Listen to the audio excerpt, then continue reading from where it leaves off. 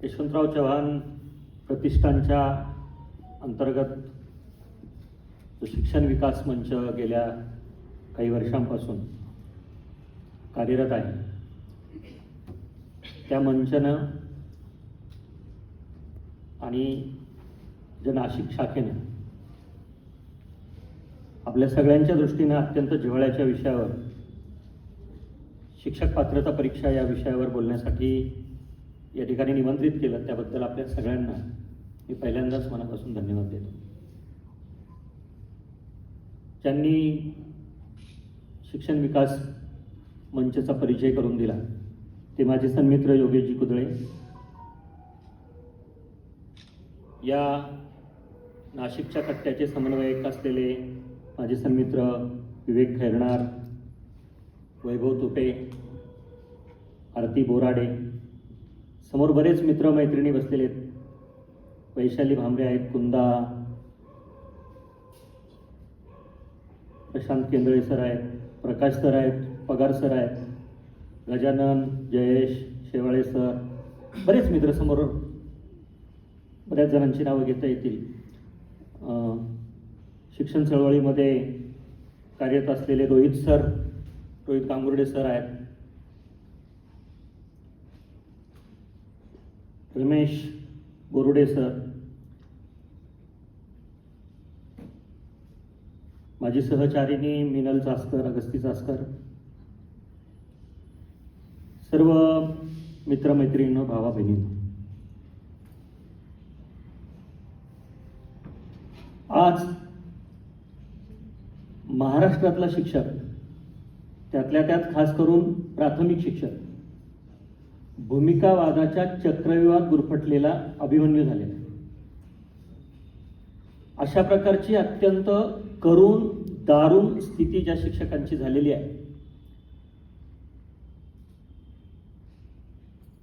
त्यांच्या इतकं वेदनेनं विव्हळणारं मन जगाच्या पाठीवर क्वचितच एखाद्या समाज घटकाचा असेल. आणि अशा वातावरणामध्ये शिक्षक या ठिकाणी शांतपणे ऐकण्यासाठी आलेले आहेत, त्यांचं स्वागत करायला हवं. मी जेव्हा असं म्हणालो जगाच्या पाठीवर इतका वेदनेचा आणि वंचनांचा भुंगा कुरतडत असलेलं समाजमन, तेव्हा एका बाजूला शिक्षण विभाग, पर्यवेक्षकीय यंत्रणा, वर्गातल्या गुणवत्तेच्या अंगानं विचार करणारी, परीक्षण करणारी, पालक मुलांना पाठवतात, त्यांना वर्गामध्ये शिकवणारे शिक्षक हवे असतात, गुणवत्तापूर्ण शिक्षणाचं काम करणारे, महसूल विभागाला धाक दपटशा दाखवून नोटिसा काढून BLOचं काम पूर्ण करणारे कर्मचारी हवे असतात, जनगणनेचं काम करणारे कर्मचारी हवे असतात. आणि इतक्या सगळ्या जबाबदाऱ्या निभावताना शिक्षकांना संध्याकाळी स्वतःच्या नजरेला नजर भिडवून शांतपणे झोपता येणारं काम, सुख, समाधान, सौख्य आणि शांतता त्याच्यातून मिळते, हे काम करणारा शिक्षक म्हणून मी हवा असतो मला स्वतःला, जे शिक्षक स्वतःला उत्तरदायी समजतात. आणि अशा वातावरणामध्ये शिकवण्यातला आणि शिकण्यातला आनंद हरवलेला असतानाही शिक्षकी पेशावर प्रेम करणारी मंडळी एखाद्या विषयावर ऐकण्यासाठी इथे आलेली आहे, याचा मला अप्रूप आणि आपल्या उपस्थितीच्या प्रती कृतज्ञता व्यक्त करायची.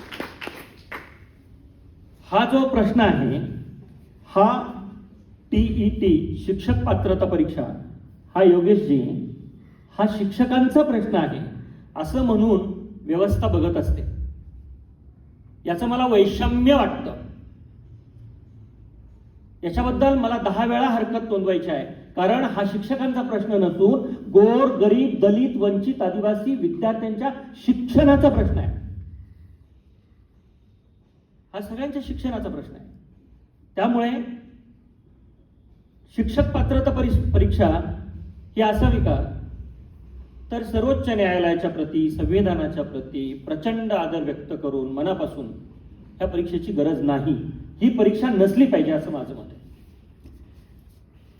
हे परीक्षा नसली पाहिजे असं मी जेव्हा म्हणतो, तेव्हा ही परीक्षा दिल्यानं शिक्षक म्हणून माझ्यामध्ये कोणत्या अशा प्रकारच्या क्षमता आणि व्यावसायिक कौशल्य येतं, हे मला माननीय न्यायालय, माननीय सरकार यांनी शिक्षक म्हणून समजून सांगावी, असं शिक्षक म्हणून माझी अपेक्षा आहे.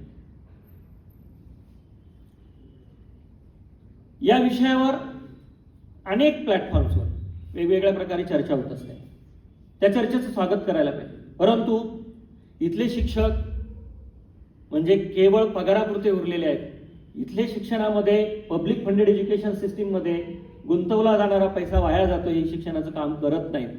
अशा प्रकारचं एक परसेप्शन जे गेल्या काही वर्षांपासून तयार झाले, त्याच्यामुळे मला असं वाटतं की समाजामध्ये वेगवेगळ्या प्रकारच्या चर्चा होत असतात. मला असं म्हणायचं नाही आहे की सगळं सुखनैव चाललेलं आहे, आलबेन चाललेलं आहे. शिक्षणामध्ये, प्राथमिक शिक्षणामध्ये, शासकीय अनुदानित शिक्षण व्यवस्थेमध्ये सुधारणेला अजूनही पुष्कळ वाव आहे.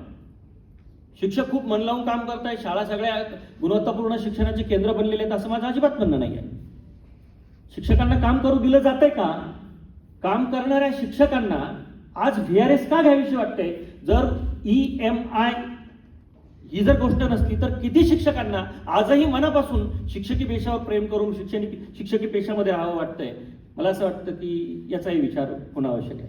खरं म्हणजे भाषणाचे 4-5 टप्पे मी करणार आहे. सध्याची ही जी काय पृष्ठभूमी आहे ती काय आहे, शिक्षकांचं मन मानस काय म्हणत आहे, वेगवेगळ्या ठिकाणी बेस्ट प्रॅक्टिसेस ज्या आहेत त्या काय आहेत, आणि मग एक पुनर्रचनेची गरज काय आहे, आणि समारोप असं काही निष्कर्ष तिथे समारोपाकडे येताना काढावेत, अशा प्रकारची मनामध्ये माझ्या एक योजना आहे. चांगला शिक्षक कोण ठरवतं? TET शिकवते, TET ठरवते. TET मध्ये खरोखर अशा प्रकारची योजना आहे का की चांगला शिक्षक ठरवण्याची, चांगला शिक्षक, चांगले शिक्षक, व्यावसायिक कौशल्य असलेले शिक्षक, विद्यार्थ्यांवर मनापासून प्रेम करणारे शिक्षक, माझ्या वर्गात येणाऱ्या सर्व विद्यार्थ्यांना शिक्त करण्याची क्षमता शिक्षकांमध्ये आहे का नाही,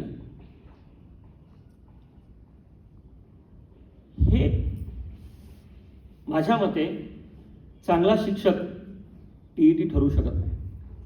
ती ठरवतच नाही आणि म्हणून TET नको, अशा प्रकारची भूमिका आहे. चांगला शिक्षक कोण ठरवतं? 3 तासाची परीक्षा की वर्गामध्ये विद्यार्थ्यांच्या आयुष्यामध्ये मला गुणवत्तापूर्ण शिक्षणाच्या अंगानं बदल घडवायचा आहे, आणि मग ज्या विद्यार्थ्यांच्या जीवनामध्ये गुणवत्तापूर्ण शिक्षणाच्या अंगानं मी शिक्षक म्हणून बदल घडवत असते, आणि मग पालक, विद्यार्थी, ह्या मॅडम चांगल्या आहेत, ह्या टीचर चांगल्या आहेत, हे शिक्षक चांगले आहेत असं म्हणतात. म्हणजे विद्यार्थी चांगले शिक्षक ठरवत असतात, TET नव्हे. आणि म्हणून TETचा जेव्हा आपण विचार करतो तेव्हा एक पृष्ठभूमी लक्षात घ्यायला पाहिजे. सप्टेंबर 2025 साली एक सर्वोच्च न्यायालयाचा निकाल सांगितला. एका अल्पसंख्याक शाळा विरुद्ध शिक्षक पालकांनी एक याचिका दाखल केली, आणि मग शिक्षकांच्या प्रशिक्षणाच्या बाबतीत सर्वोच्च न्यायालयानं शिक्षक पात्रता काय असायला पाहिजे, अंजुमे इस्लाम, तर या संस्थेच्या संबंधानं तो निकाल देताना सर्व शिक्षकांना TET कंपल्सरी केली. मला मी चुकत असेल तर प्रश्नोत्तरामध्ये दुरुस्त करा. एखादा कायदा 2009 साली येतो, महाराष्ट्रामध्ये त्याची अंमलबजावणी 1 एप्रिल 2010 साली सुरू होते, आणि 1 एप्रिल 2010 साली ज्या कायद्याची अंमलबजावणी सुरू झालेली आहे त्यानंतर कधीतरी 2025 मधल्या सप्टेंबर महिन्यामध्ये एक सर्वोच्च न्यायालयाचा निकाल येतो, आणि आधीच्या पूर्वलक्षी प्रभावाने सर्वांना TET सक्तीची केली जाते. हा उफराटा न्याय, हा न्याय नाही. हे नैसर्गिक न्यायाच्या तत्वाला धरून नाही. मी फक्त मॅटर ऑफ द फॅक्ट्स आपल्या समोर ठेवण्याचा प्रयत्न करतो, जास्तीत जास्त अभिनिवेश रहित बोलण्याचा प्रयत्न करणार आहे. मुद्दा असा आहे की NCTEनं शिक्षकांची गुणवत्ता निश्चित केली, आणि मग सर्वोच्च न्यायालयाने सांगितलं हे सगळ्यांना कंपल्सरी असायला पाहिजे. आता किमान पात्रता निश्चित करायला पाहिजे की नाही करायला पाहिजे, ती केली होती की नाही केली होती. कधी केली होती? समजा मी 1996 साली नोकरीत आलो तेव्हा निवड मंडळाची परीक्षा होती. ती निवड मंडळाची परीक्षा जी होती ती एक प्रकारे MPSCच्या धर्तीवरच होती. त्याच्यामध्ये मुलाखती पण होत्या. मुलाखती कोण घेत होतं? जिल्हाधिकारी, CEO, शिक्षणाधिकारी, यांचं पॅनल असायचं. मला अजूनही आठवतं 12 मिनिटं मी मुलाखत दिलेली. आणि मग एक सेवापूर्व प्रशिक्षण म्हणजे डीएड केल्यानंतर, एक निवड मंडळाची परीक्षा दिल्यानंतर, त्याच्या अनुषंगानं मुलाखत दिल्यानंतर, नोकरीत आल्यानंतर पुन्हा कायदा येतो आणि त्यांनी कायद्यानं काहीतरी प्रावधान केलेलं असतं आणि त्या कायद्याची अंमलबजावणी सरकार पूर्वलक्षी प्रभावाने करू बघतो.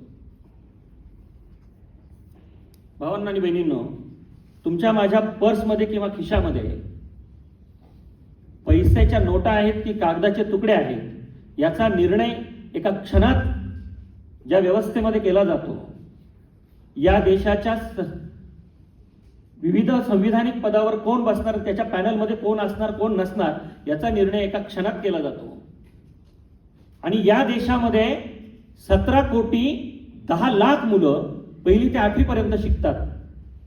त्यांना शिकवणाऱ्या 26 ते 28 लक्ष शिक्षकांच्या संबंधानं एक निर्णय करण्यासाठी संसदेच्या अधिवेशनामध्ये चुकून माकून चर्चा करण्यावर येते, तेव्हा मला या देशामधल्या एकूण शिक्षणाच्या स्थितीविषयी आणि तिथे मुलांना शिकवण्याच्या प्राधान्यक्रमाविषयी अनेक संशय मनामध्ये निर्माण होतात. त्याचं कारण असं की निरोगी मुलं या देशाची संपत्ती आहे. अशा प्रकारचे सुविचार केवळ शाळांच्या भिंतीवर लिहून चालत नसतात.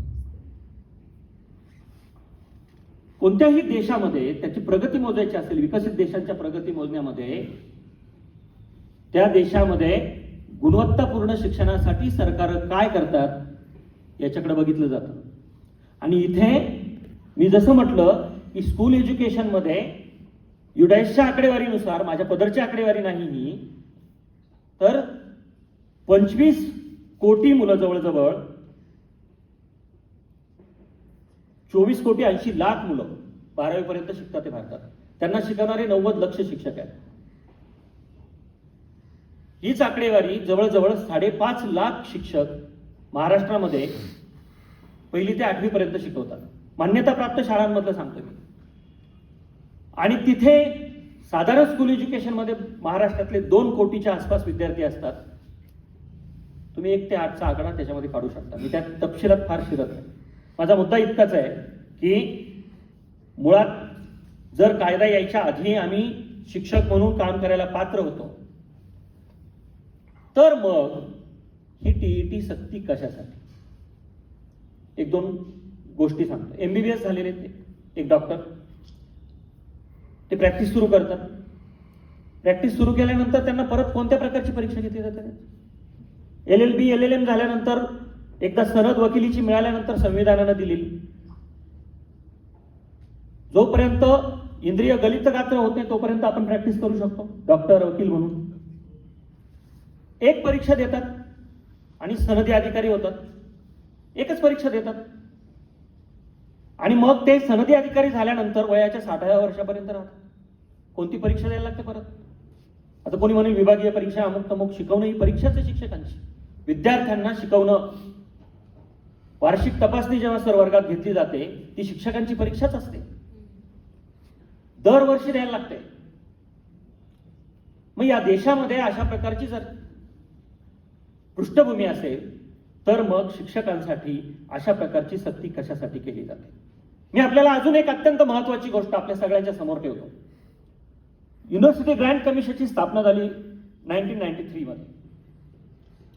आणि मग प्राध्यापकांना नेट, नॅशनल एलिजिबिलिटी टेस्ट आणि सेट या 2 परीक्षांमधली कुठली तरी एक परीक्षा सक्तीची केली. प्राध्यापक संघटनांनी लढा लढला UGCच्या धोरणाच्या विरोधात. पुढे त्यांना सांगितलं की तुम्ही PhD असाल, ओके आहे. परत प्राध्यापक संघटना कोर्टात गेल्या. त्यांना सांगितलं तुम्ही MPhil असाल, ओके आहे. मग जो न्याय प्राध्यापकांना एक्सक्यूज करतं कोर्ट, तो नाही प्राथमिक शिक्षकांना म्हणजे 8वी पर्यंत शिकवणाऱ्या शिक्षकांना का नाही? सरकारने स्वतःला विचारायला पाहिजे, स्वतःला. आणि सरकार मायबाप असतं, मग आम्हाला पण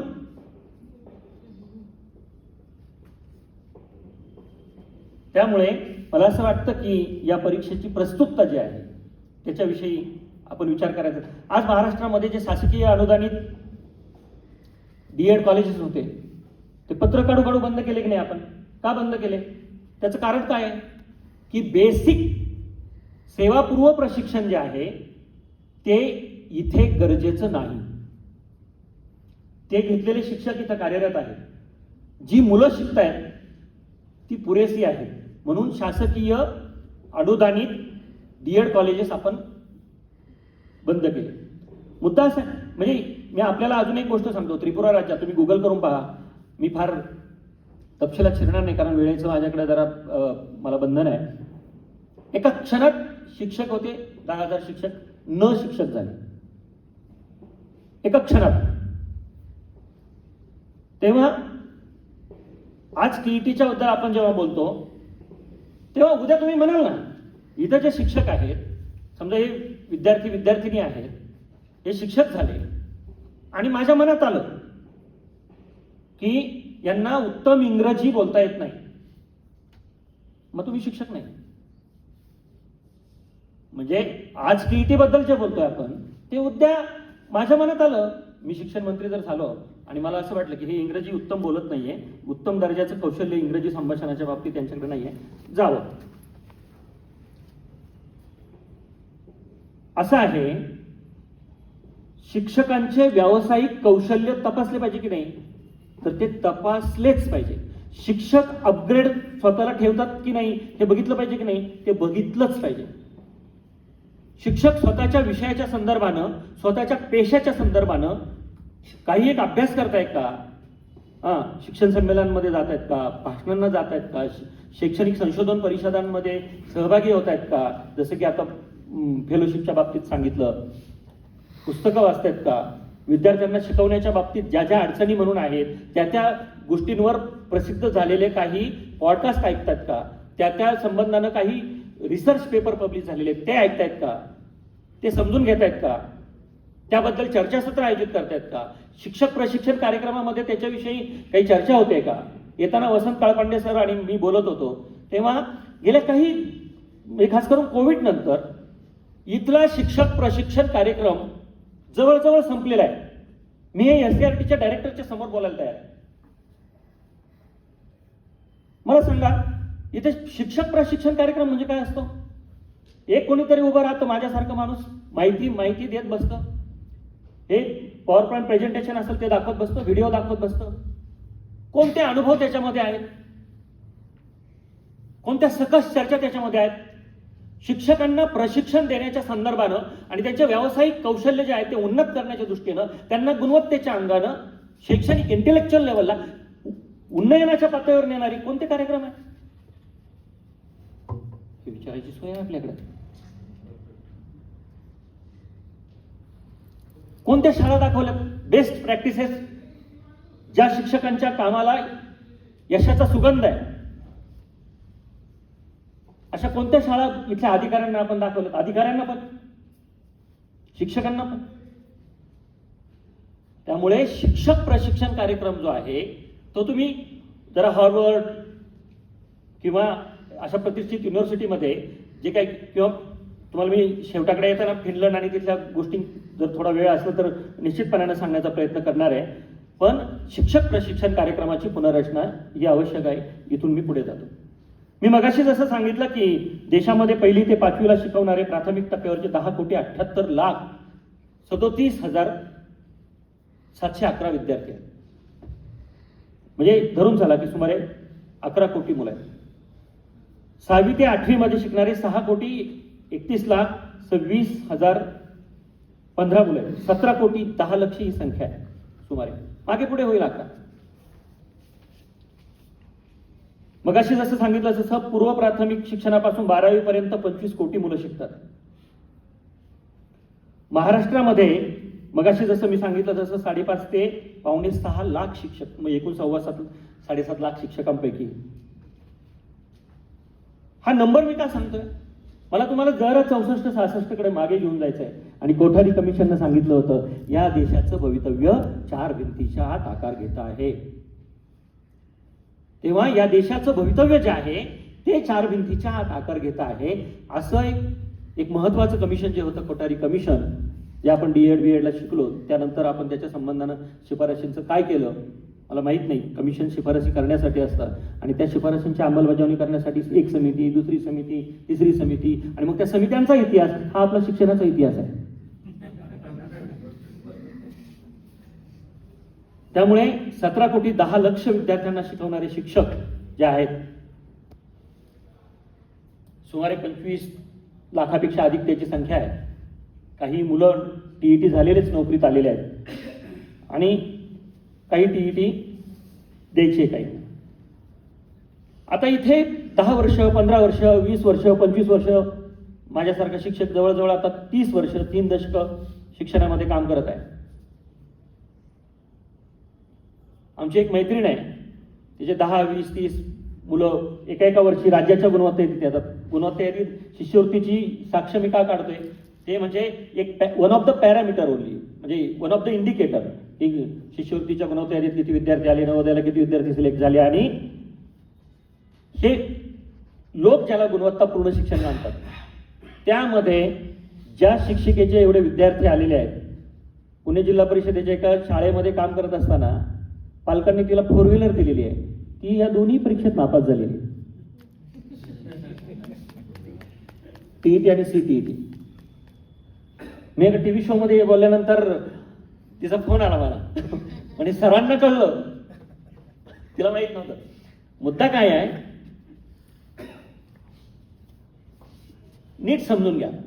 2005चा अभ्यासक्रम आराखडा आला, नॅशनल करिक्युलम फ्रेमवर्क 2005, आणि आपल्याला सांगितलं की घोकमपट्टी, पाठांतर आणि स्मरणशक्ती याच्यावर आधारित जी परीक्षा आपण घेत होतो त्याच्यामुळे आतापर्यंत मुलांचं खूप नुकसान झालं. हार्वर्ड गार्डनरनं मल्टिपल इंटेलिजन्सची थिअरी मांडली आणि बुद्धिमत्ता एक प्रकारची नसते, ती 8 प्रकारच्या असतात. आता त्याच्याही पुढे जाऊन मेंदू आणि त्याचं संशोधन पुढे गेलं आणि मग वर्तनवादी पद्धतीची परीक्षा शिक्षकांसाठी का देतात महाराष्ट्रात? हे कोणतं प्रागतिक विचार आहे हा? कोणतं ऊर्ध्वगामित्व आहे, पुरोगामित्व आहे?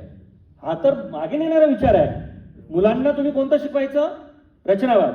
आणि आमची परीक्षा वर्तनवादी पद्धतीनं जे कुत्र्यांवर, मांजरांवर, डुकरांवर प्रयोग केले त्याचे प्रश्न आता विचारतो आपण. वर्तनवादी पद्धतीचे रचनावादाच्या पद्धतीने शिकवायचे आपल्याला. हा कोणता विरोधाभास आहे? म्हणजे सिग्मंड फ्राईडनं किंवा पावलावनं कोणी कुत्र्यावर किंवा मांजरावर प्रयोग केला याचं माझ्या वर्गात शिकवण्याशी काय संबंध आहे? किती संबंध आहे? बरं, प्रयोग केला ठीक आहे, मी ते समजून घेतो, मानसशास्त्र माहीत पाहिजे शिक्षकांना. पण ते सिग्मंड फ्राईडनं केला की पावलावनं केला की आणखीन महात्मा गांधीजींनी केला की गिजूभाई बदेकरांनी केला, याचा काय संबंध आहे?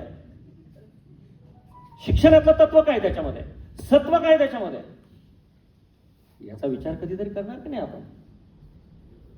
त्यामुळे स्मरणशक्ती, घोकमपट्टी, पाठांतर म्हणजे केवळ NCF 2005 नाही, NEP 2020 मध्ये सुद्धा म्हटलंय घोकमपट्टीनं खूप नुकसान केलं. म्हणजे आता त्याचं मी सगळं तपशीलवार परिच्छेद आणि ते सगळं सांगायला वेळ नाही आहे तितका.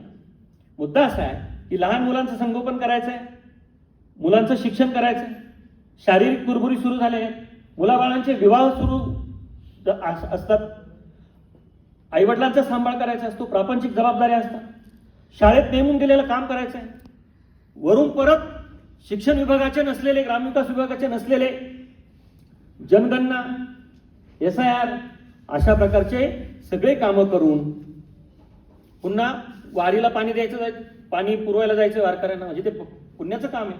पण शाळा सोडून जायचंय.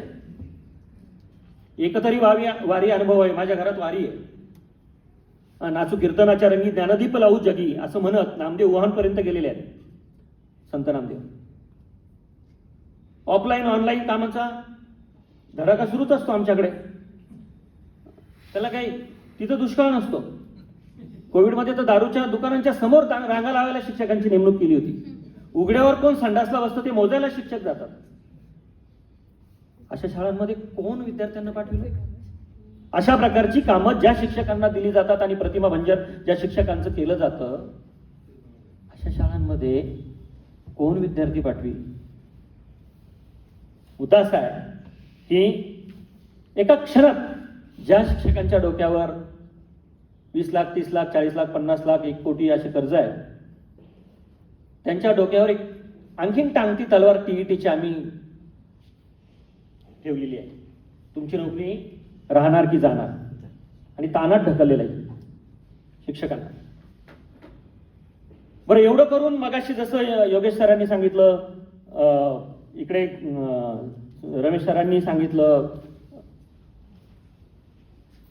माझ्या घरात सुद्धा 2-2, 2:30, 3-3 वाजेपर्यंत पहाटे तो आवाज यायचा.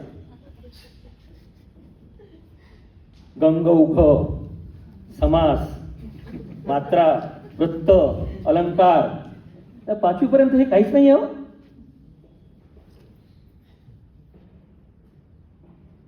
मला असं वाटलं होतं की 150 पैकी आता जवळजवळ म्हणजे आउट ऑफच. पण फुटला पेपर. आउट ऑफ झाल म्हणून फोडलाय. पण फुटला ना, म्हणून सुद्धा टीईटीचा असा पेपर नसला पाहिजे, माझं म्हणणं आहे, जो फुटतो. हा, मुद्दा असा आहे की नीटचा पेपर फुटला, त्यानंतर 20 विद्यार्थ्यांच्या आत्महत्या झाल्याच्या बातम्यांची शाई वाळत नाही, सुकत नाही, तोच टीईटीचा पेपर फुटला. बरं, दुसरी गोष्ट अशी की म्हणजे ते मानगुटीवर बसलेलं भूत उतरून टाकू आणि आता पुढे जाऊ असं वाटत होतं, ते पण नाही. बरं, परीक्षेच्या स्वरूपाविषयी आपण बोलणार आहोत. काय आहे परीक्षेचं स्वरूप? आपण बघितलं, वस्तुनिष्ठ प्रश्न, पाठांतरावर भर, याच्यामध्ये कुठे वर्गातलं काम, याच्यामध्ये कुठे संवाद कौशल्य आहे, याच्यामध्ये कुठे बालक केंद्रीय आणि डिजिटल युगातलं तंत्रज्ञान आणि त्याचा वापर आणि अनुभवावर आधारित अध्यापन कौशल्याच्या बाबतीत काय बोलताय?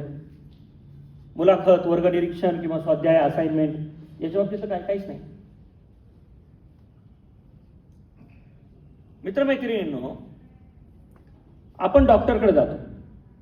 आपले फॅमिली डॉक्टर कोण आहेत नजरेसमोर आणा. आपण डॉक्टर, जर फॅमिली डॉक्टर आपले जर व्यवस्थित असतील तर ते वारंवार बदलतो का, हे पण मनाशी विचार करा. जितके अनुभवी डॉक्टर तितके निष्णात,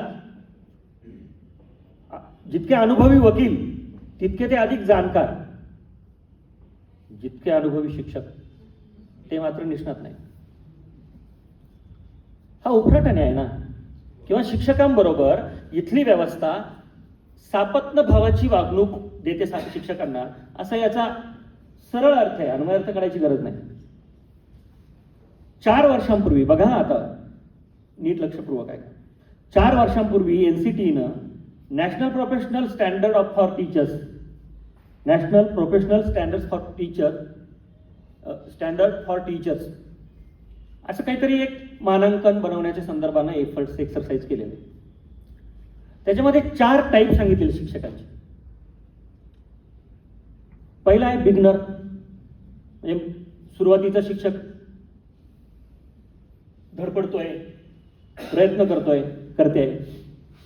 दुसरा आहे प्रगतिशील, म्हणजे सुरुवात झाल्यानंतर प्रगतिशील वाटेवर त्यानं स्वतःला आणलेलं आहे.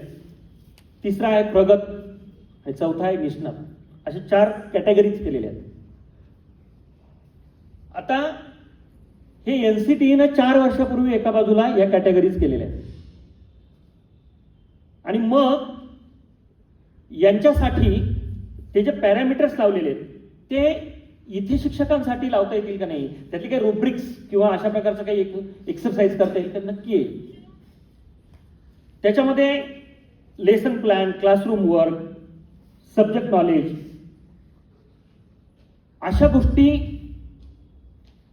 त्याच्या आधारे काहीतरी शिक्षकांचं मूल्यमापन करता येईल का नाही, निश्चित करता येईल. बरं, आता असं जर कोणी म्हटलं की ती स्मरणावर आधारित परीक्षा आम्हाला नको आहे, आणि मग या वर्गातल्या कामाशी, व्यावसायिक कौशल्यांशी जोडून ती परीक्षा घ्या, त्याच्यामध्ये एक टीका होण्याची शक्यता अशी की त्याच्यामध्ये सब्जेक्टिव्ह असं काहीतरी येईल. उदाहरणार्थ समजा रमेश सर माझ्या वर्गात आलेले आहेत आणि त्यांचे माझे जरा सलोख्याचे संबंध असतील तर ते मला अधिक मार्क्स देतील, म्हणजे सब्जेक्टिव्ह होईल, अशी एक टीका सहज शक्य आहे. मग तुम्ही जो ऑब्जेक्टिव्ह पेपर घेता तो फुटला, त्याचं काय करायचं? इथं सब्जेक्टिव्ह होईल. हे अधिक लोकशाही आणि हे अधिक नैसर्गिक न्यायाच्या तत्वाला धरून आहे की वर्गातल्या कामकाजाशी जोडणं. कारण तुम्ही जी परीक्षा घेता त्याचा वर्गातल्या कामकाजाशी काहीच संबंध नाही, उणे पण नाही. म्हणून मगाशी मी जसं म्हटलं की नीटचे पण काय झालं आपण बघितलं. इथं पेपर फुटायची शक्यता नाही आहे वर्गातल्या कामकाजावर जेव्हा आपण ठेवू तेव्हा. मुद्दा असा आहे की मगाशी जसं म्हटलं आजचा जमाना कोणता आहे. एक 25 वर्षांपूर्वी मला एखाद्या परीक्षेमध्ये महाराष्ट्रातलं सर्वोच्च शिखर कोणतं आहे, देशातलं सर्वोच्च शिखर कोणतं आहे, सर्वात लांब वाहणारी नदी कोणती आहे,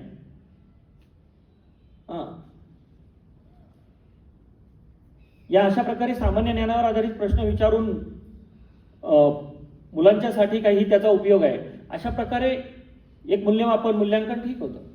पण आजचा जमाना कोणता आहे. मी AI ला विचारलं तर फटकन उत्तर येतात. मुलांच्या हातामध्ये हे सगळे टूल आहे. मुलांना आपल्यापेक्षा आपण जर ChatGPT वापरत असू तर त्यातलं ते प्रीमियम व्हर्जन आहे त्यांच्याकडे. आपल्याला ChatGPT, मेटा आणि हे जेमिनी असं माहिती आहे, मुलांना डीपसेक पण माहिती आहे. त्याच्या पुढे चायनानं जे काही AIचं एक नवीन तंत्रज्ञानावर आधारित आणलेलं टूल जे आहे ते प्रचंड इंटेलेक्च्युअल आहे. हे पण नवीन पिढीला माहिती आहे, हे आपल्याला माहित नाही फार. आणि म्हणून मग अशा प्रकारच्या म्हणजे मला अजून एक सगळ्यांना मला माझा प्रश्न चुकीचा असेल तर मला सांगा. मला एक अजून कुतूहल आहे की हे जे TETचे पेपर ज्यांनी मागचे काढलेले आहेत, ज्यांनी सेट केलेले आहेत ते कोण आहेत. मला एक कुतूहल आहे, मला त्यांच्याशी बोलायचं आहे, मनापासून बोलायचं आहे, सगळ्यांनाच बोलायचं आहे. कहां से आते हे लोक. सेवानिवृत्त झालेले प्राध्यापक मला एकानं सांगितलं पुण्यामधल्या, आता नाव घ्यायला नको कॉलेजेसचे. आणि त्यांचा आणि प्राथमिक शिक्षणाचा किती संबंध आहे. ते जेव्हा पहिलीपासून 8वी पास झाले त्यानंतर 1ली ते 8वीच्या वर्गामध्ये ते गेलेले आहेत का. तिथल्या विद्यार्थ्यांचा अनुभवविश्व, भावविश्व, तिथले शिक्षक काय शिकवतात, कोणत्या परिस्थितीत काम करतात आणि मग गुणवत्तापूर्ण शिक्षणाचे आयाम त्यांना माहिती आहेत का.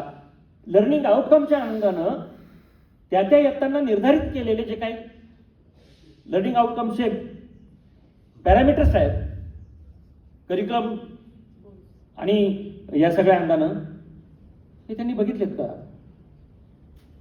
मग कधीतरी पुराणे जमाने की बात है, मग तेव्हा असंच विचारायचो आम्ही, मग आता आम्ही तसंच विचारणार. मला आपल्यापैकी बहुसंख्य लोकांना परीक्षेत जर पास करायचं असेल किंवा परीक्षेत जर नापास करायचं असेल तर अशी प्रश्नपत्रिका मला काढता येते.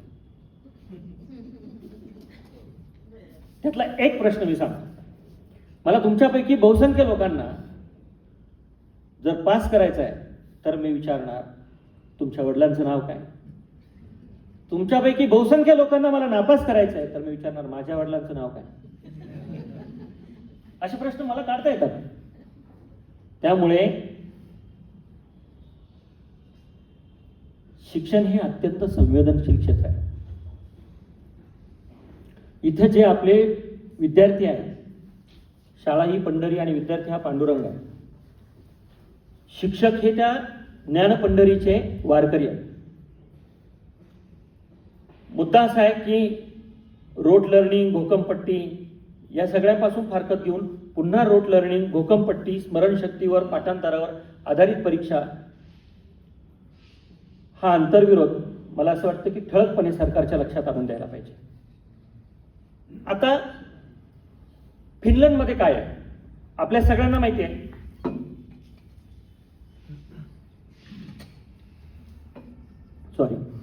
आपल्या सगळ्यांना माहिती आहे की फिनलंड हा म्हणजे एखादी परीक्षा जी आहे, पिसा नावाची परीक्षा आहे, त्याच्यामध्ये फिनलंड सातत्यानं 2003 पासून टॉप करत आलेला आहे. ज्याच्यामध्ये कॉम्पिटन्सी म्हणजे लँग्वेज, मॅथमॅटिक्स आणि अशा प्रकारची कॉम्पिटन्सी तपासली जाते 9वी पर्यंत. तर फिनलंड जगात टॉप करत आलेलं आहे. त्यानंतर सिंगापूरचं आपल्यापैकी काही लोक सिंगापूरला सहलीलाही गेलेले असतील. तिथेही काय आहे परिस्थिती. देशोदेशीच्या शिक्षणाचा उल्लेख योगेशजींनी केला. ते पुस्तक सगळ्या शिक्षकांनी वाचायला पाहिजे असं माझं नम्र मत आहे. काही वाचायलाच पाहिजे. शिक्षक वाचत नसतील तर विद्यार्थ्यांनी वाचावं असं कोणत्या तोंडाने शिक्षक सांगणार? शिक्षक अभ्यास करत नसतील तर विद्यार्थ्यांनी अभ्यास करावा असं कोणत्या तोंडाने सांगणार? मी प्रकाश आमटेंची एक मुलाखत घेतली होती, त्यात त्यांनी सांगितलं होतं उत्कृष्ट पालकत्व म्हणजे आपली कृती. आपल्या घरातल्या मुलांनी वाचावं असं वाटत असेल तर आपल्या हातात पुस्तक पाहिजे, आपल्या अवतीभोवती टेबलवर किंवा बाजूला इकडे तिकडे पुस्तकं पाहिजेत, वर्तमानपत्र पाहिजेत, नियतकालिकं पाहिजेत. किती नियतकालिकांची वर्गणीदार आहेत शिक्षक? वर्तमानपत्र वाचतात का? सेमिनार अटेंड करतात का? नवीन आलेलं पुस्तक माझ्या विषयाशी संबंधित, शिक्षणाशी संबंधित ती चालतात का? हे सगळं आपण एका बाजूला मांडत असताना माझ्या व्यावसायिक कौशल्यांच्या वृद्धीसाठी मी काय करत आहे हा प्रश्न आपण विचारला पाहिजे ना स्वतःला, नितळ मनानं, अंतर्मुख होऊन विचार केला पाहिजे ना. आणि मग मी मगाशी जेव्हा सांगत होतो फिनलंडमध्ये काय आहे की जर 50,000 शिक्षक हवे असतील तर 50,000 शिक्षकांना 50,000 उमेदवारांना कोर्सला ऍडमिशन मिळतं. पण संपूर्ण कार्यक्रम अध्यापन कौशल्यावर भर असलेला आहे, शिक्षकांच्या सेवापूर्व प्रशिक्षणाचं म्हणतोय. प्रत्यक्ष प्रशिक्षण तर क्लासरूम ऍक्टिव्हिटी असते आणि मग मुलं शिकतात की नाही शिकत असं दाखवलं जातं डेमॉन्स्ट्रेशन. मागे पडणाऱ्या विद्यार्थ्यांना शिकवण्यासाठी विशेष शिक्षक आहेत, अधिक कौशल्य आत्मसात असलेले. त्यामुळे सिंगापूरचं उदाहरण तर आपल्या समोर आहे. मुलाखत, अध्यापनाचं प्रात्यक्षिक आणि संवाद कौशल्य या अशा प्रकारच्या गोष्टी तपासल्या जातात शिक्षकांना शिक्षक म्हणून. तर कॅनडामध्ये सुद्धा वर्गातील अध्यापन बघितलं जातं, तुम्हाला शिकून दाखवायला सांगितलं जातं, सिलेक्ट ऑर रिजेक्ट या. आणि आपण काय होतं टी जगभर MCQs वर आधारित एकही शिक्षकांचं व्यावसायिक कौशल्य तपासणारी परीक्षा घेतली जात नाही, हे मला इथे या कॅम्पसमध्ये आपल्या सगळ्यांच्या समोर नम्रपणे सांगू द्या. आपली TET आहे, CTET सुद्धा नाही. CTET मध्ये पॅडागॉगीच्या अंगाने प्रश्न आहेत, तुम्ही जर बघितलं असेल तर. मला एकानं विचारलं एवढं तू TET वर बोलतो, माझी बायको पण म्हणते तू पास होशील. मला असं वाटत नाही मी पास होईल, कारण स्मरणशक्ती हे काय बहुजनांच्या बहुसंख्य मुलांचं भांडवल नाही, कळतंय ना. त्यामुळे आता मगाशी वैभव सरांनी जो उल्लेख केला की शिक्षक पात्रता परीक्षा जी शिक्षक म्हणून वर्गामध्ये काम करण्यापूर्वी द्यायची आहे, ती परीक्षा शिक्षक म्हणून वर्गात 10, 20, 25, 30 वर्ष काम करणाऱ्या शिक्षकांसाठी घेणं हा केवढा मोठा अन्याय आहे. आणि हा अन्याय आहे, याला जर अन्याय म्हटलं तरी न्याय देण्यासाठी सरकार पुढे येत नाही. याला काय म्हणायचं? माझा मुद्दा पुढे आहे. माझा मुद्दा असा आहे की स्वतंत्र TET घ्यावी ही मागणी जी आहे ती केवळ TET नव्हे तर वर्गामध्ये शिकवत असताना ज्या ज्या प्रकारचे व्यावसायिक कौशल्य, विषयाचं नॉलेज वर्गामध्ये अध्ययन करताना किंवा वर्ग निरीक्षण करताना या सगळ्या गोष्टींचं इंटिग्रेटेड एक कोर्स जसा आपण डिझाईन करतो तशा प्रकारचं एक प्रारूप असावं आणि ते क्रेडिट बेस्ड असावं.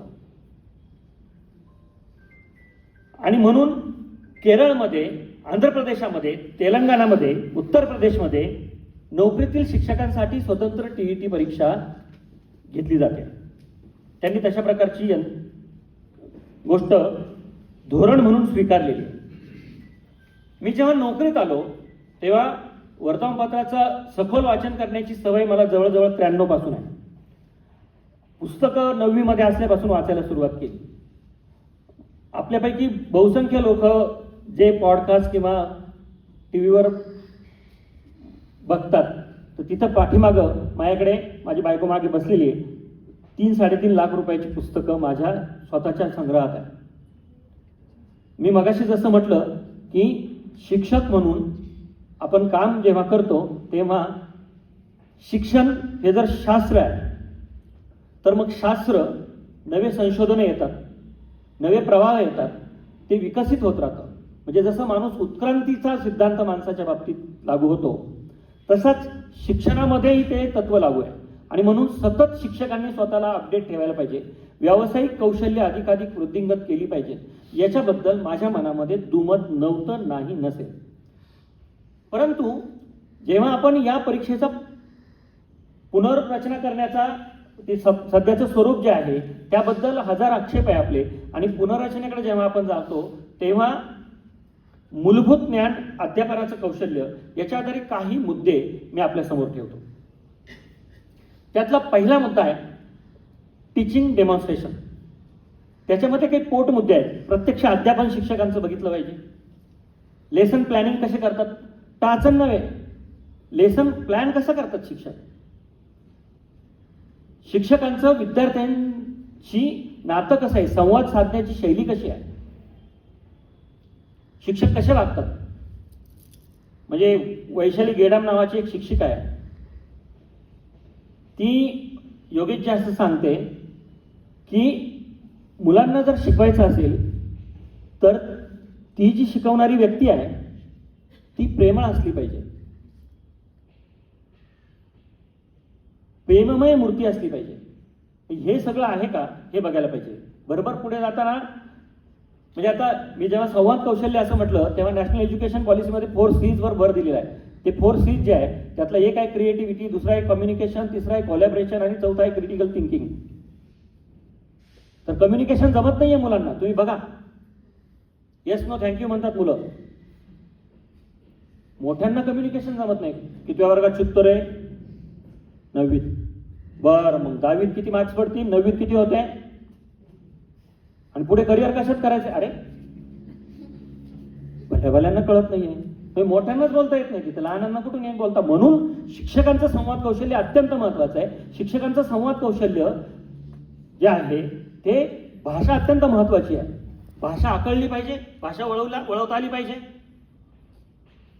आणि म्हणून हा जो काही क्रेडिट बेस्ड कोर्सचा आग्रह आपण धरतोय त्यामध्ये मगाशी जसं मी टीचिंग डेमॉन्स्ट्रेशनच्या बाबतीत सांगितलं, माझा दुसरा मुद्दा आहे की क्लासरूम सिम्युलेशनच्या बाबतीत आपण अत्यंत शांतपणे, नम्रपणे, आग्रही विचार याच्यासाठी करायला पाहिजे की प्रत्यक्ष परिस्थितीवर आधारित प्रश्न शिक्षकांना विचारले पाहिजेत.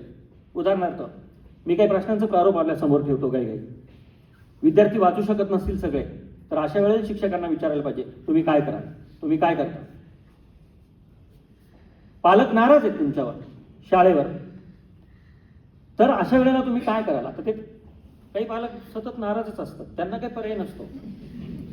पण बहुसंख्य पालक शाळेवर नाराज नसले पाहिजे. बहुसंख्य पालक शाळेवर नाराज असतील तर मग काळजीची गोष्ट आहे.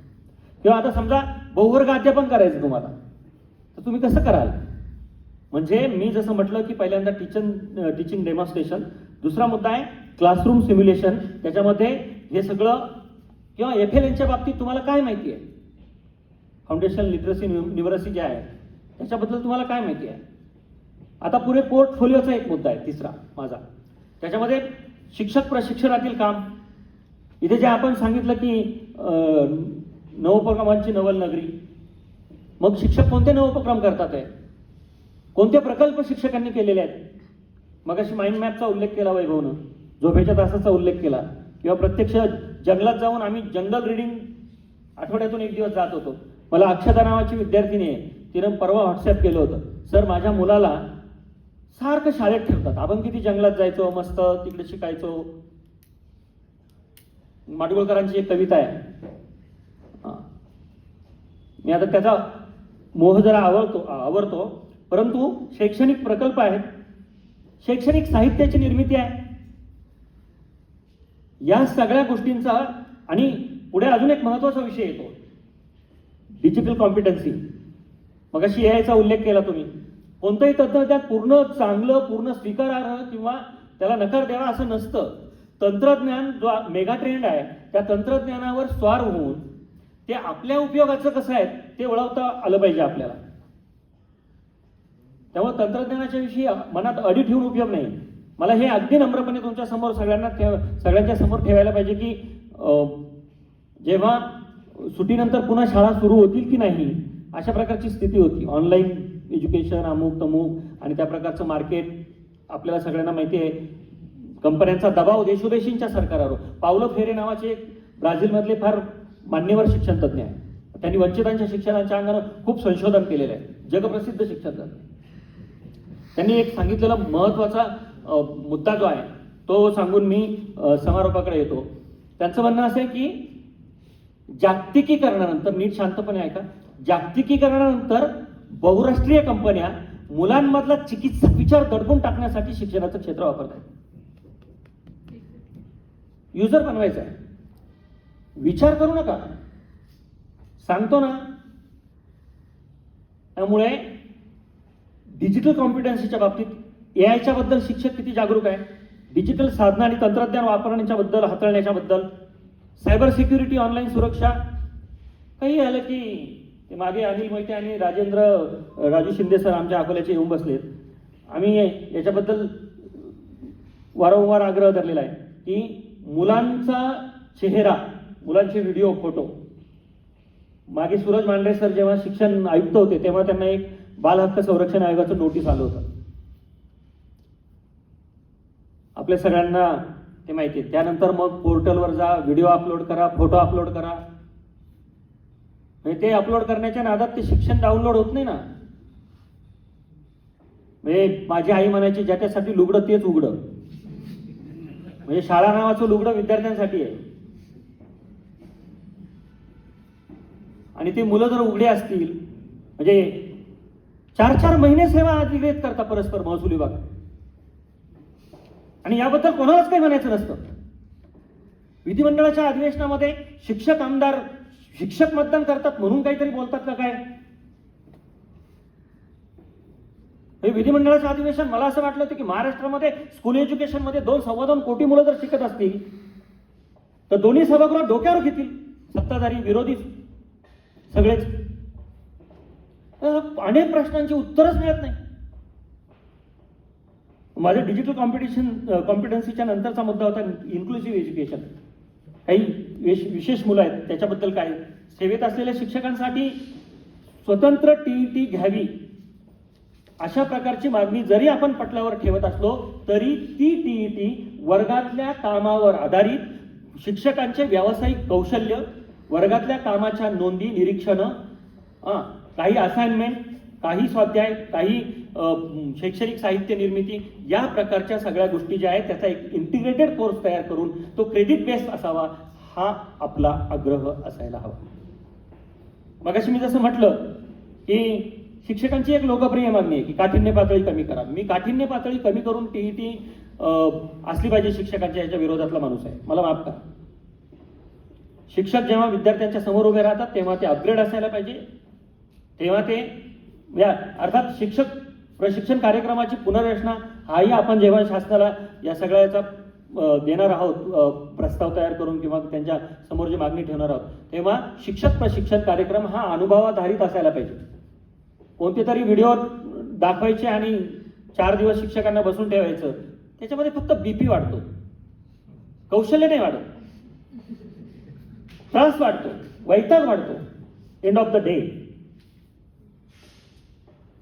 So we must think thrice on the topic, not twice on the topic. शिक्षण हे इतकं महत्वाचं जर संवेदनशील क्षेत्र असेल, इथून जर आपण पिढ्या घडवतो आणि ज्ञानाची निर्मिती याच्या संबंधाने आपण जर काम करतो, असा आपण जर दावा करतो, तर आज समाजामध्ये जी एक सुमार पिढी आपल्याला दिसते ज्यांना हिंसेचं आकर्षण आहे, ज्यांना सभ्यता, संस्कार, परवाच मी लोकमतमध्ये एक लेख लिहिला होता, मुलं बदलत आहेत का समाज मुलांना बदलतो आहे. तर या सगळ्या गोष्टींचा मला असं वाटतं विचार करायला पाहिजे. कारण नैतिकता हीच अनैतिक गोष्ट वाटायला लागली. नैतिकता म्हणजे बाबा सचोटीनं प्रामाणिकपणानं पैसे कमावणं, याच्यापेक्षा वेगळ्याच प्रॅक्टिसेस सुरू झाल्या आणि हे असंच आहे सगळीकडे, मग आपणच तेच करायला पाहिजे असं मुलांना वाटायला लागलं. तेव्हा हिंसेतून 4 टोले टाकायचे आणि न्याय मिळवायचा आपला आपण लगेच. म्हणून अजूनही आपल्या देशामध्ये शिक्षणाचा प्रपंच आपण कशासाठी मांडलेला आहे, तर जबाबदार नागरिक घडवणं हे अजूनही आपलं एक अल्टिमेट गोल आहे. ते बदललेलं नाही आपण. आणि म्हणून मला असं वाटतं की त्यासाठी जर हा प्रयास असेल तर मी मागेही सांगितलेलं आहे, आताही पुन्हा सांगतो की एक अभ्यास गट नेमावा, त्यामध्ये शिक्षक प्रशिक्षक असावेत, शिक्षक संघटनांचे प्रतिनिधी असावेत, शिक्षक प्रशिक्षणामध्ये काम करणाऱ्या डाएट, SCRT, TISS यासारख्या संस्थांचे प्रशिक्षक असावेत, विद्यापीठं, समुपदेशक, मानसशास्त्रज्ञ यांचा त्याच्यामध्ये माजी अधिकारी आहेत, शिक्षणतज्ञ आहेत, धोरणकर्ते आहेत, पॉलिसी मेकर्स यांचा त्याच्यामध्ये समावेश असायला पाहिजे. MCQ ज्ञान तपासू शकतं, शिकवण्याची क्षमता MCQच्या आधारे घेतली जाणारी पाठांतरावर स्मरणशक्तीवर आधारित परीक्षा कधीही तुमच्या शिकवण्याची कॉम्पिटन्सी, क्षमता, कौशल्य तुमच्याकडे आहे का ही तपासू शकत नाही. मी मगाशी जसं सांगितलं, कोणत्याही प्रगत देशामध्ये अशा प्रकारे MCQवर आधारित शिक्षकांची पात्रता निश्चित केली जात नाही. आणि म्हणून चांगला शिक्षक TET नाही तर विद्यार्थी शिक्षकाची परीक्षा घेतात. विद्यार्थी परीक्षा कशी घेतात तर जे शिक्षक बहुसंख्य विद्यार्थ्यांना शिक्त करतात, ते शिक्षक विद्यार्थ्यांना आवडतात. कृष्णकुमार नावाचे एक मित्र आहेत आमचे, ATFच्या पहिल्या संमेलनामध्ये ते उद्घाटक म्हणून आले होते, ते साक्षरता मिशनमध्ये काम करत होते. त्यांची एक कविता आहे, हम भारत के बच्चे गुरुजन मांग रहे हैं आपसे ऐसी शिक्षा जिसमें थोड़ा प्यार हो, दुलार हो, छोटे छोटे गीत हो, थोड़ा सा संगीत हो, रंग उमंग हो, भाग दौड़ हो, बहुत मजा हो, बहुत हंसी हो. हम भारत के बच्चे गुरुजन मांग रहे हैं आपसे ऐसी शिक्षा जिसमें बहुत मजा हो. हिरणों जैसे डरते डरते, तोतों जैसे रटते रटते खेल कूद हम भूल गए, हंसना गाना याद नहीं है, आपके हाथ में डंडा है, आंख में कितना गुस्सा है, इसमें कुछ भी कर पाना मुश्किल है. एक भूकंपट्टी आणि स्मरणावर आधारित जी परीक्षा आहे, याच्यावर हे सगळं जेव्हा आपण लिहिलं, बोललो, सातत्यानं प्रयत्न केले, मांडणी केली आणि मग स्मरणशक्तीवर आधारित परीक्षा जाऊन ज्ञानरचनावाद आणि मेंदू करता करविता आहे, मल्टिपल इंटेलिजन्सची थेअरी आली त्याच्यामध्ये, हे सगळं आपण जर केलं असेल तर मला असं वाटतं की मागे जाणं योग्य होणार नाही. आणि आम्ही जेव्हा नोकरीत आलो तेव्हा या देशाच्या शिक्षणाची प्रयोगशाळा होती महाराष्ट्र. बालभारतीची पाठ्यपुस्तकं त्यांच्यासाठी देशासाठीचे आदर्श होते NCERTच्या समोर, असा दावा केला जात होता. मग या महाराष्ट्राला आत्ता काय झालं की आपण मागे जायला लागलोय? त्यामुळे शिक्षणाच्या बाबतीत बोलत आहोत आपण, आणि शिक्षण हे सगळ्या बाबतीत पुढे नेणारं महत्वाचं क्षेत्र आहे. म्हणून मला असं वाटतं की एका बाजूला TET ही अर्थपूर्ण करा, ती अधिकाधिक न्याय्य करा, ती अधिकाधिक विद्यार्थी केंद्रित करा. त्याचं कारण हा सगळा प्रपंच जो आहे, या मागण्या शिक्षकांच्या नाहीत, या मागण्या इथल्या कोट्यवधी, मी मगाशी जसं सांगितलं 17-18 कोटी मुलांच्या, गोर, गरीब, दलित, वंचित, आदिवासी विद्यार्थ्यांच्या शिक्षणाच्या मागण्या आहेत. या शिक्षकांच्या मागण्या नाहीत. हा प्रपंच शिक्षकांच्या साठीचा नाही, शिक्षणाच्या साठीचा प्रपंच आहे. आणि म्हणून आता दुसऱ्या बाजूला मी मगाशी जसं सांगितलं तसं भूमिकावादाच्या चक्रीवर गुरफटलेला अभिमन्यू झालेला शिक्षक, त्याचं काय करायचं? एका बाजूला BLO, दुसऱ्या बाजूला बेरोजगार इतकेच प्रचंड समाजामध्ये, त्यांच्या हाताला काम पाहिजे. दुसऱ्या बाजूला शिक्षकांना 4-4 महिने, 3-3 महिने, 2-2 महिने वर्गाच्या बाहेर ढकललं जात आहे. शिक्षण हा शिक्षण विभागाचा प्राधान्यक्रम नसणं याचं वैषम्य वाटतं. मुलांचं शिक्षण हा शिक्षण विभागाचा प्राधान्यक्रम नसणं. महसूलला अडवायला जात नाही आम्ही, वाईटपणा घेत नाही. मला असं वाटतं की आमचे शिक्षण विभागाचे जे वरिष्ठ अधिकारी आहेत ते आमचे पालक आहेत, शिक्षण मंत्री आहेत ते आमचे पालक आहेत, सरकार मायबाप असेल तर हे आमचे पालक आहेत. त्यांना विचारल्याशिवायच परस्पर निर्णय घेतले जातात. त्यामुळे समारोपाकडे येताना जर खरोखरच मुलांचं शिक्षण आणि मुलं या देशाचे भावी नागरिक असतील,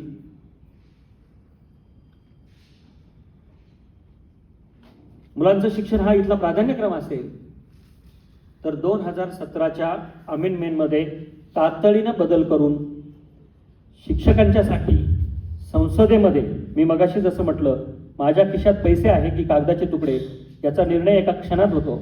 जर इथल्या मुलांच्या मध्ये आपण संवेदनशील असू तर देशाच्या संसदेमध्ये एका मिनिटात असा निर्णय TET शिक्षकांना सक्तीची नसेल.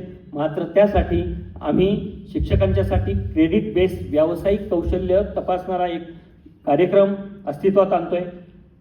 पळवाट म्हणून नाही तर TETच्या पेक्षाही पुढे जाऊन आम्ही हे सगळं करतोय, असं एक विधेयक आणून असा एक निर्णय घेऊन तातडीनं 2017ची जी अमेंडमेंट RTE मध्ये केलेली आहे ती मागे घ्यायला पाहिजे. हा एक मुद्दा. दुसरा मुद्दा, मी मगाशी जसं सांगितलं तो तसा असायला पाहिजे. खरं म्हणजे मी मगाशी जसं म्हटलं, विधिमंडळाच्या अधिवेशनामध्ये जेवढी चर्चा व्हायला पाहिजे होती या विषयावर, कारण हा शिक्षकांचा प्रश्न म्हणून दुर्लक्षित झाला, शिक्षणाचा प्रश्न म्हणून याच्याकडे बघितलं गेलं नाही, आणि म्हणून मला असं वाटतं की हे झालेलं आहे. त्या देशामध्ये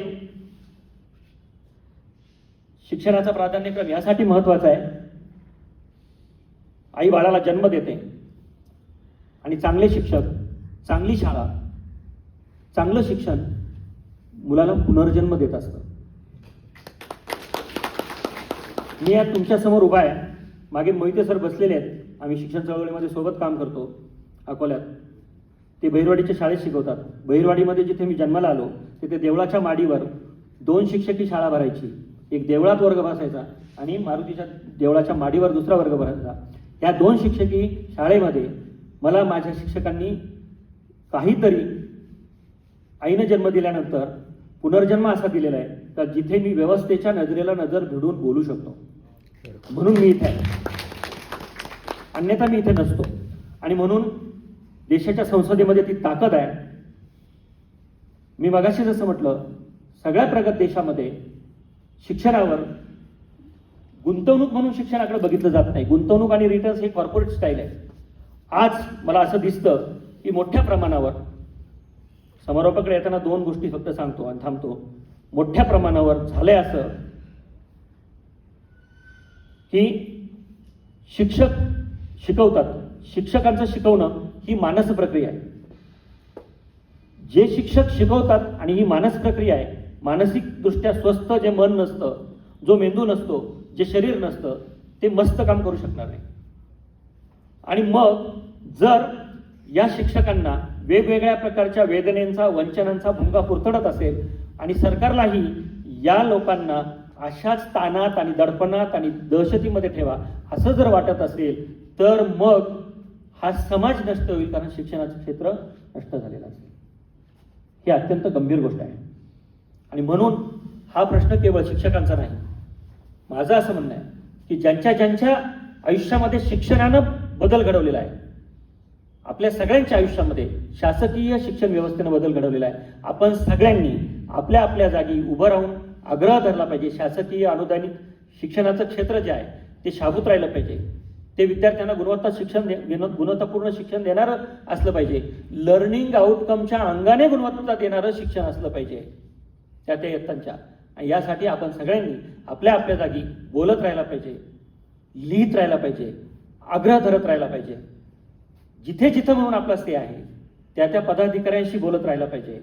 आणि लहान शाळा बंद करून मोठ्या शाळा निर्माण करणं हे नॅशनल एज्युकेशन पॉलिसीमध्ये येताना काळपांडे सरांशी, माझं किशोर काळपांडे सर, आम्ही बोलत होतो. तर लहान शाळा मोठ्या करून स्कूल कॉम्प्लेक्सेस अस्तित्वात आणायचे. आणि स्कूल कॉम्प्लेक्सेस अस्तित्वात, ते अमेरिकेतली स्कूल कॉम्प्लेक्सेसची गोष्ट वेगळी आहे. म्हणजे त्या कॅम्पसमध्ये वेगवेगळ्या प्रकारे कौशल्य आणि म्हणजे ती आणखीन गोष्ट गुगल करून तुम्ही समजून घेऊच शकता. ते अत्यंत नाविन्यपूर्ण आपल्यासाठी गोष्ट आहे. परंतु लहान शाळा मोठ्या शाळांमध्ये मर्ज करायच्या. लहान शाळा बंद झाल्यानंतर तिथल्या शिक्षकांचं काय करायचं, तर तुम्ही TET झालेले नाही आहात असं तर सांगायचं नाही ना, असं तर सांगायचं नाही ना. कारण गेल्या 10 वर्षामध्ये या देशातल्या 1 लाख शाळा बंद झालेल्या आहेत.